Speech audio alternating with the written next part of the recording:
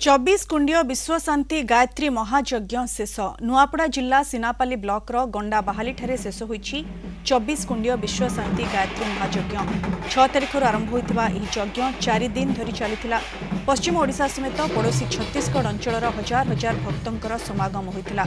हरिद्वार शांति कुंजरू आसिथिबा ऋषिपुत्र साधु सन्थंक गायत्री मंत्र रे गंडाबाहाली गाँ प्रकंपित होइतिला।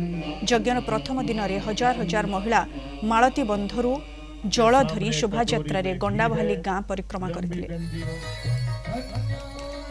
परम वंदनीय माताजी जन्म शताब्दी एवं गुरुदेव समाधिर 100 वर्ष यही एभली एक गुरुत्वपूर्ण समय रे यही 2026 वर्षर प्रथम चरण रे यही नुआपड़ार गंडाबाहाली माटी को एभली एक सुजोग मिलवा गोटे अत्यंत परम सौभाग्यर विषय। मनीष भितर देवत्वर परिचय सृष्टि करवा एवं नारी जागरण 30 ରୁ 40 हजार लोकंकर भिड़ होता एवं भोजनालय में बहुत भिड़ होता आ बहुत खुशीर मुहूर्त होची समस्ते बहुत खुशी रे कार्यक्रम टी को परिवेशन कर मनुष्य मानक मध्य देवत्वर उदय करवा जो देवता आम भितर अच्छी उदय करार जदि समस्ते देवत्वर जागृत है ताहले आम धरापृष्ठ स्वर्ग परिणत हो।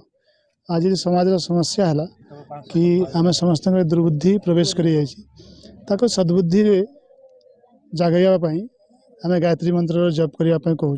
25,000 रु ऊर्ध्व लोक जनसमागम होचे।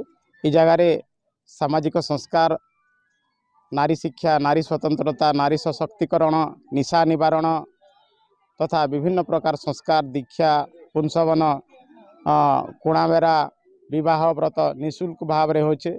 बहुत लोग ई जगह समागम होचन।